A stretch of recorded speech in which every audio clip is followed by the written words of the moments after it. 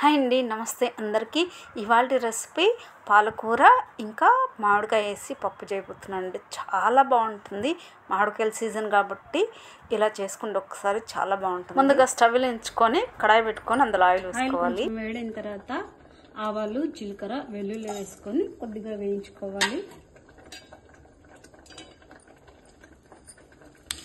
ఇవి కొంచెం వేగిన తర్వాత సన్నగా తరుపుకుని ఒక ఉల్లిపాయ వేసుకొని ఇది కూడా ఫ్రై చేసుకోవాలి.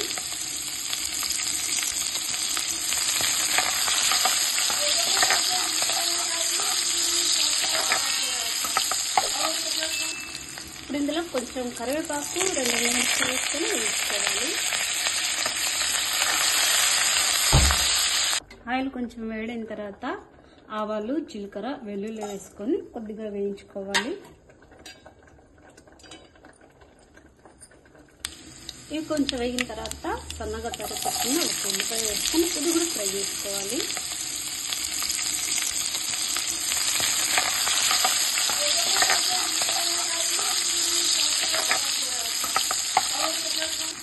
ఇప్పుడు ఇందులో కొంచెం కరివేపాకు, 2 నిమిషాలు వేసుకొని వేసుకోవాలి.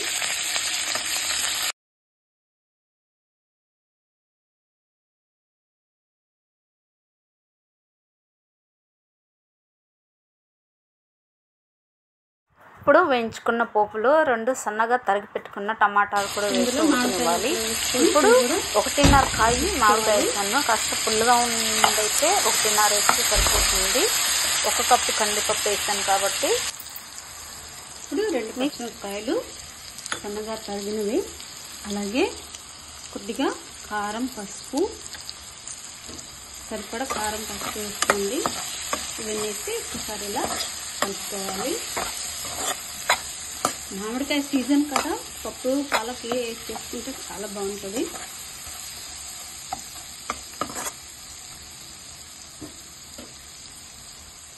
ఇవి కొంచెం వేగిన తర్వాత సన్నగా తరిగి పెట్టుకున్న పాలకు ఇవి 2 కట్టలు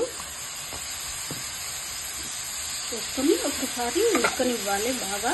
నేను ఇంకా ఉప్పు ఏమీ వేయలేదు.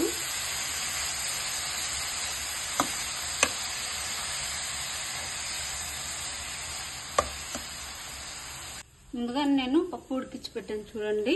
ఇప్పుడు ఈ పప్పును ఈ పాలకూరలో వేసుకోవాలి.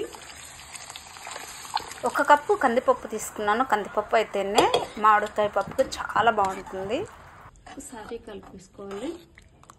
వేడివేడి అన్నంలో నెయ్యి వేసుకుని తింటే ఏమి టేస్ట్ ఉంటుంది.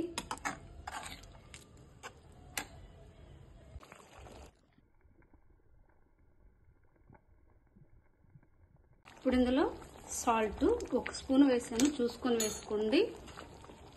తగినంత సాల్ట్ వేసుకోవచ్చు. ఒక 2 నిమిషాలు ఉడికితే సరిపోతుంది.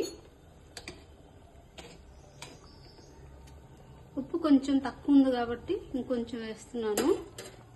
మీ టేస్ట్ని బట్టి మీరు చూసుకొని వేసుకోండి.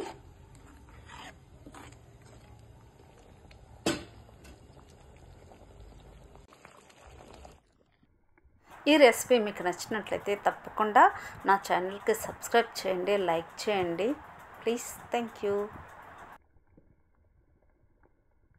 అయితే ఆల్రెడీ పెట్టేస్తాను మా పాపకి టిఫిన్కి. ఇప్పుడు మామిడికాయ పప్పు వేడివేడిగా ఉంది. తను టిఫిన్ కానుంది కాబట్టి చేస్తున్నాను.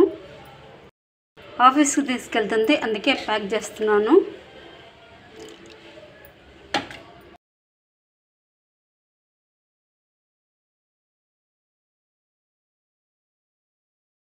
ఇందులో కొంచెం నెయ్యి కూడా వేస్తున్నాను. ఎందుకంటే రైస్లో కూడా వేయచ్చు, కానీ రైస్లో ఎందుకంటే పెరుగు కూడా తీసుకెళ్తుంది, అందుకనేసి పెరుగు కలుపుకుంటుంది సగం సగం పప్పులో తింటుంది కాబట్టి. ఎప్పుడైనా కానీ లంచ్ బాక్స్ ప్యాక్ చేసే టైంలో వేడివేడి అన్నం పెట్టద్దు. వేడివేడి అన్నం పెడితే చెమట వచ్చేసి అన్నం పాడైపోతుంది. కొంచెం చల్లారాలి అండి. చల్లారింది, కొద్దిగా ప్యాక్ చేస్తున్నాను. అలాగే పప్పు కూడాను